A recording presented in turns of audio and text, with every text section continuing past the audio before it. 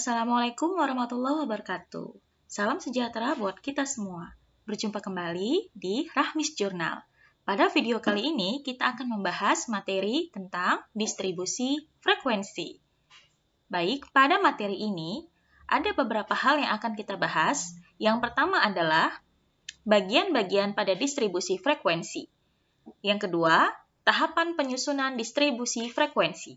Yang ketiga, jenis-jenis distribusi frekuensi. Yang keempat, penyajian data pada distribusi frekuensi.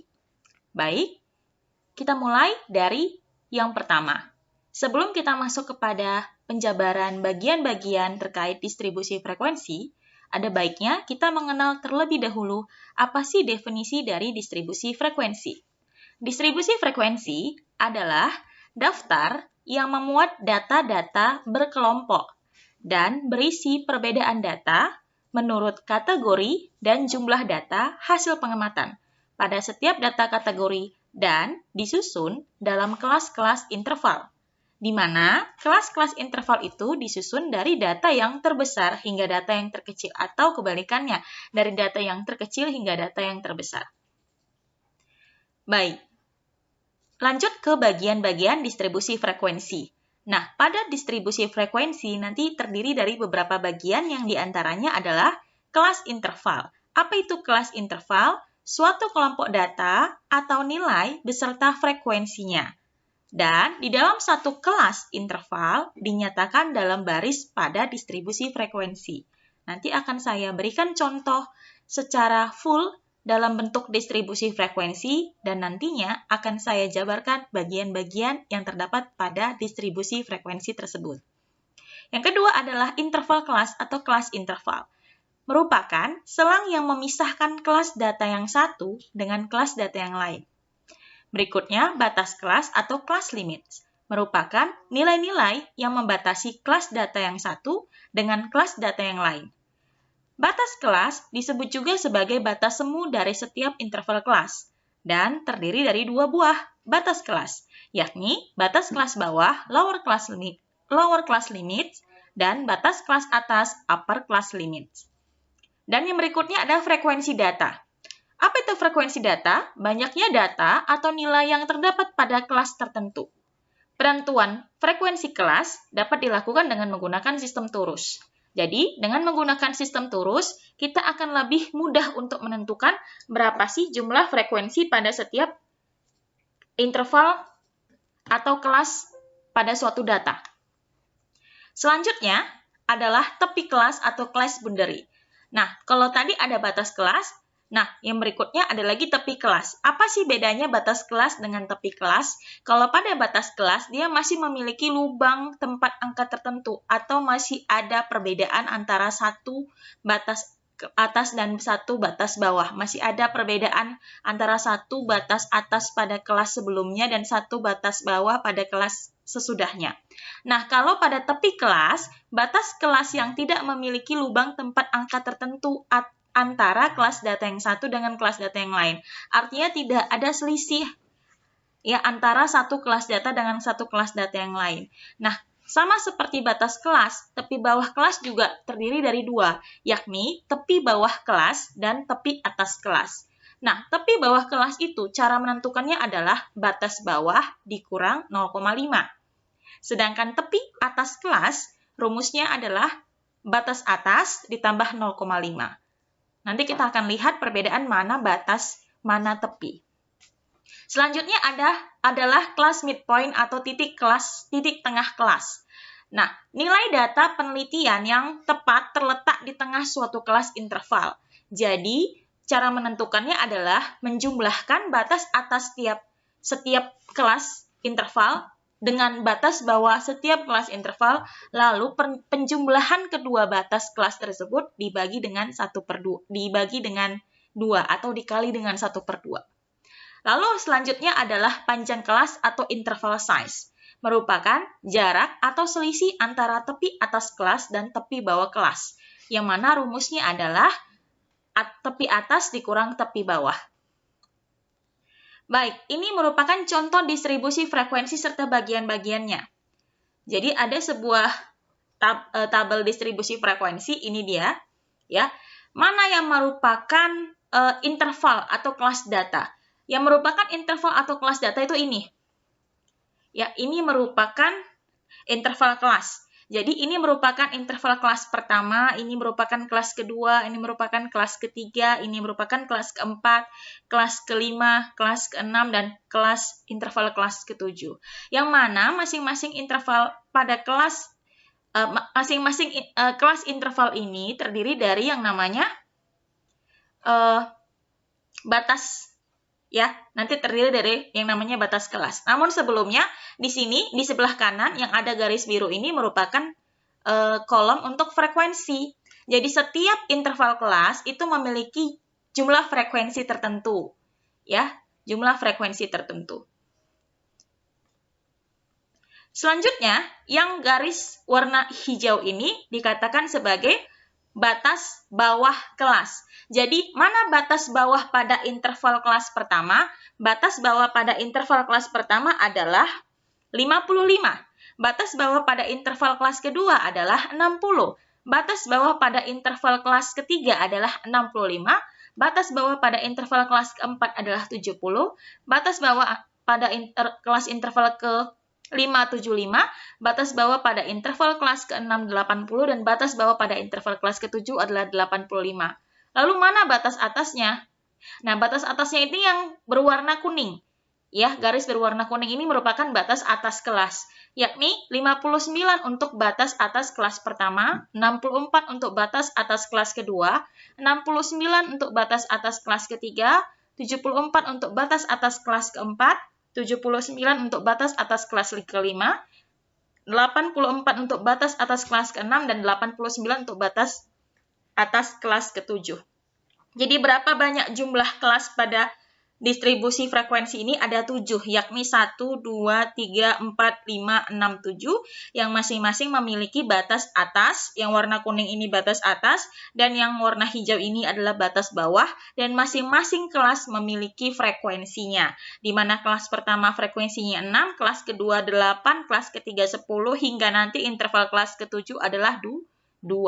Nah, mana yang disebut dengan tepi atas dan mana yang disebut dengan tepi bawah? Perhatikan perbedaan antara batas dan tepi. Kalau tadi batas kelas itu masih memiliki selisih atau lubang tempat nilai di antara batas atas dan batas bawah, yakni di antara batas atas pada suatu kelas dengan batas bawah pada suatu kelas setelahnya. Perhatikan di angka 59 untuk batas atas kelas pertama dan batas bawah kelas kedua.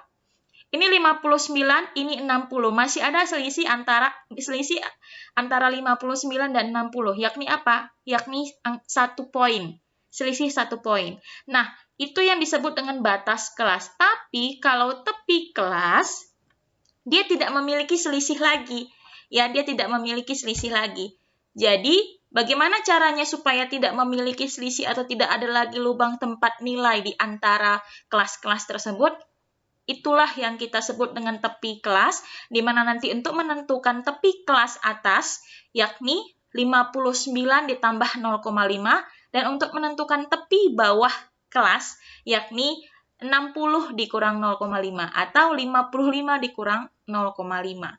Kita lihat dulu slide berikutnya. Nah, ini dia tepi bawah kelas pertama, 54,5. Tepi bawah kelas kedua, 59,5. Nah, jadi untuk ini batas bawahnya 55. Jadi kalau kita ingin menentukan berapa tepi bawah kelas pertama, berarti 55 dikurang 0,5. Selanjutnya, kalau untuk menentukan tepi bawah kelas kedua, berarti batas bawah 60 dikurang 0,5.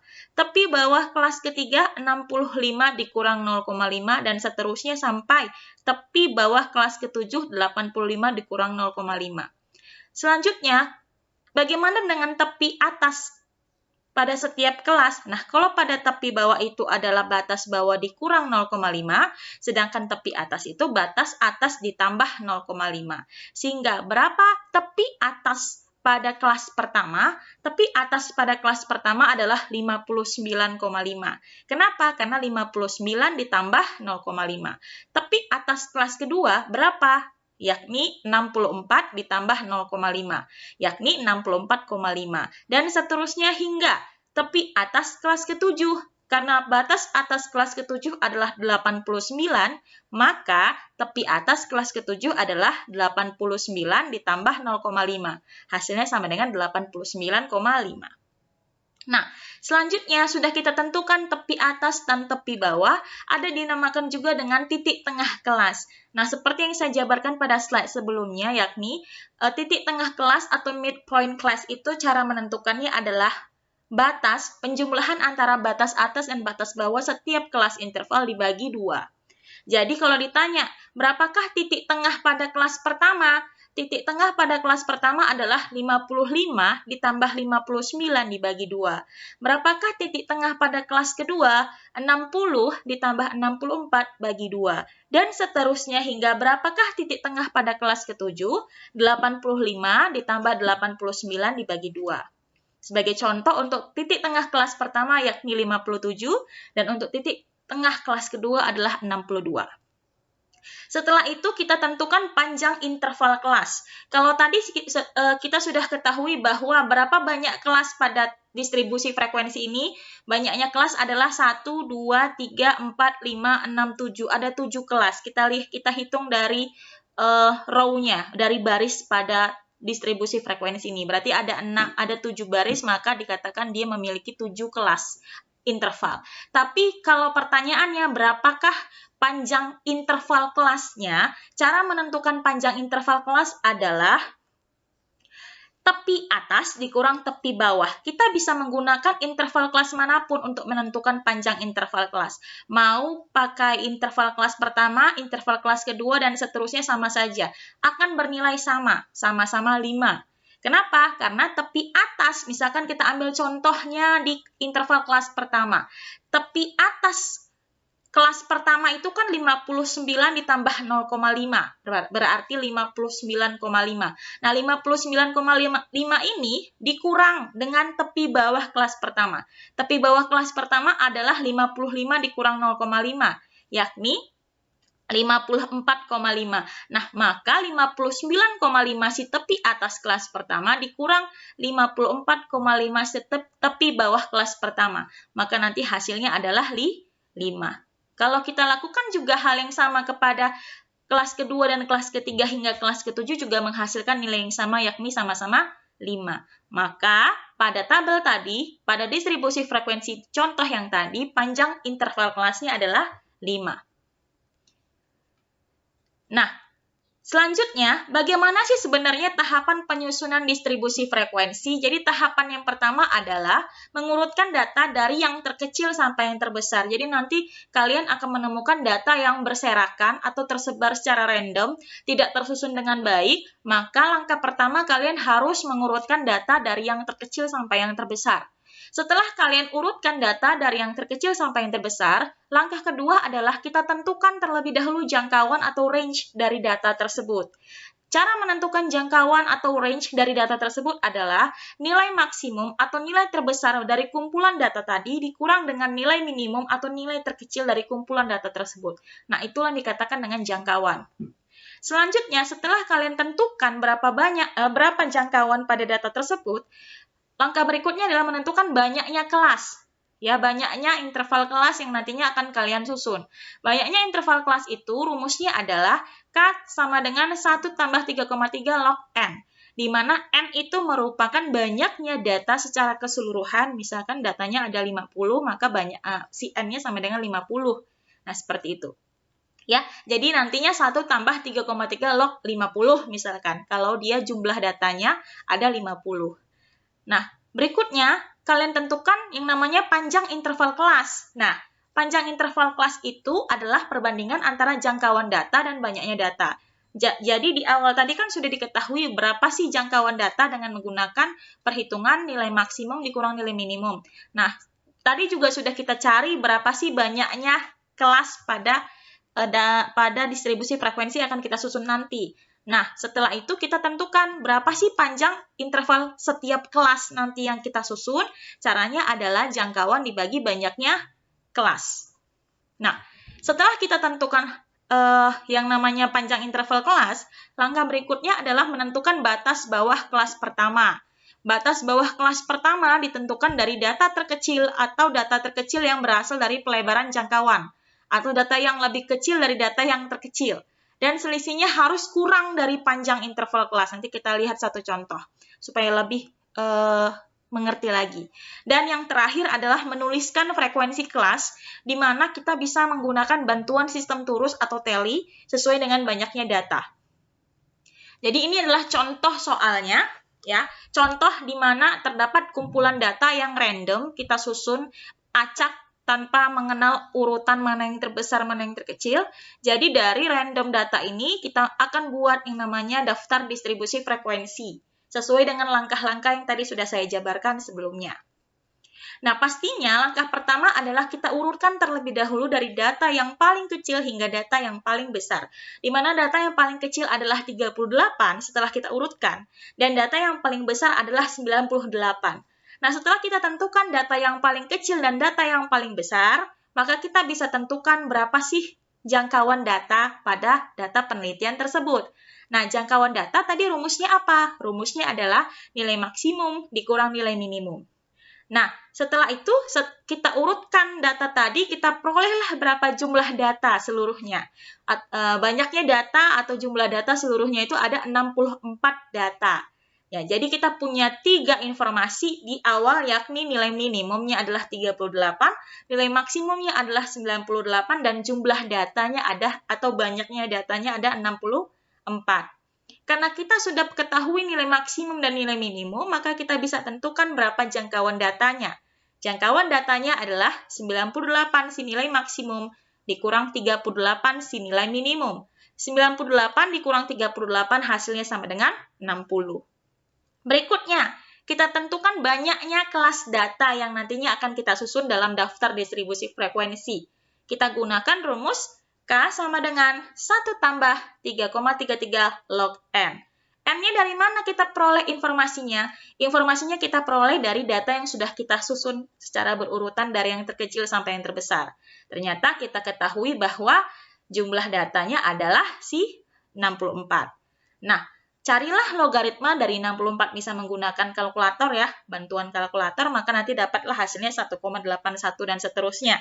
Kita akan ambil pembulatan 2 desimal saja di belakang koma. Lalu 1,81 ini kita kalikan dengan 3,33, menghasilkan 6,03. Lalu 6,03 kita tambahkan dengan 1. 1 datang dari mana? 1 itu rumusnya ya. Ingat rumusnya tadi, 1 tambah 3,3 log N. Jadi 1 tambah 6,03 hasilnya sama dengan 7,03 dan kita bulatkan ke atas. Ya, menjadi 7. Maka banyak kelas pada data tersebut nanti kita susun dalam distribusi frekuensi adalah 7. Berikutnya, menentukan panjang interval kelas. Nah, panjang interval kelas kita bisa tentukan dengan cara jangkauan dibagi banyaknya kelas data. Jangkauan tadi kita dapatkan 60.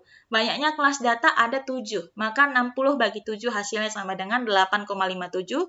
Dan ini kita bulatkan ke atas. Kenapa kita bulatkan ke atas? Karena 2 desimal di belakang koma sudah melebihi 0,50. Maka kita bisa bulatkan ke atas menjadi 9. Maka panjang interval kelas data di atas adalah 9. Lalu menentukan batas kelas pertama. Nah, menentukan batas kelas pertama, ya, lihat data paling kecil. Data paling kecilnya adalah 38, maka 38 lah adalah batas kelas pertama. Sehingga nanti tabelnya akan berbentuk seperti ini. Ya, jadi intervalnya tadi ada 7, 1, 2, 3, 4, 5, 6, 7, di mana data paling kecil kita jadikan sebagai batas bawah kelas pertama, yakni 38. Ya, dan di mana batas atas kelas terakhir adalah 100. Dan kita gunakan sistem turus untuk menentukan frekuensi data pada setiap kelas. Jadi 38 sampai 46 itu nilainya nilai yang ada di antara 38 sampai 46 itu ada 1 frekuensi. 47 sampai 55 ada 3 buah atau 3 data yang berada di antara 47 sampai 55. Dan seterusnya, data 92 sampai 100 itu ternyata ada 6 data. Setelah kita urutkan tadi, kita cari ternyata dia berjumlah 6 yang memiliki nilai 92 sampai 100. Lalu frekuensinya kita jumlahkan, ternyata hasilnya sama dengan data yang sudah kita urutkan tadi sebanyak 64. Berikutnya kita tentukan titik tengah data. Titik tengah data adalah batas atas tambah batas bawah dibagi 2. Ya. Nah, kita jumlahkanlah 38 tambah 46, lalu kita kalikan 1/2 atau kita bagi 2, hasilnya 42. Dan seterusnya hingga nanti 92 tambah 100 atau 100 tambah 92 dikali 1/2 atau dibagi 2, hasilnya 96. Nah, inilah yang disebut dengan distribusi frekuensi. Sampai di sini saja materinya. Nantinya akan kita bahas penyajian data pada distribusi frekuensi dalam bentuk histogram, poligon, dan ogif pada pertemuan berikutnya. Terima kasih. Sampai jumpa lagi pada pertemuan selanjutnya. Jangan lupa di subscribe, like, dan berikan feedback pada video ini. Semoga video ini dapat membantu kalian memahami seperti apa daftar distribusi frekuensi dan bagaimana menyusun distribusi frekuensi dari data yang acak atau data yang random urutannya. Sampai jumpa lagi pada video-video berikutnya. Assalamualaikum warahmatullahi wabarakatuh dan salam sejahtera buat kita semua. See you, bye!